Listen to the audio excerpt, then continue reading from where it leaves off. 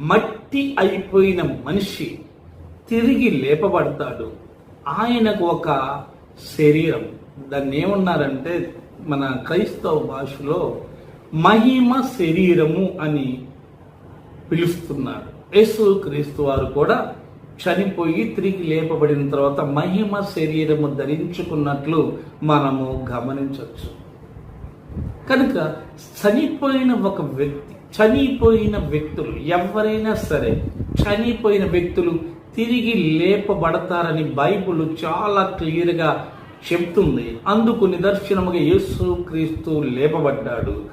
ఈ ఫ్రూట్స్ గురించి మనం ఇప్పటిదాకా ఈ కాయల గురించి ఫలాల గురించి మాట్లాడుకున్న విధముగా వాటికి ఎలా దేవుడు శరీరమును అమర్చాడో, తిరిగి చనిపోయి తిరిగి లేపబడే ప్రతి ఒక్కరికి అటువంటి మహిమ శరీరాలు దేవుడు ఇస్తాడని దేవుని వాక్యం క్లియర్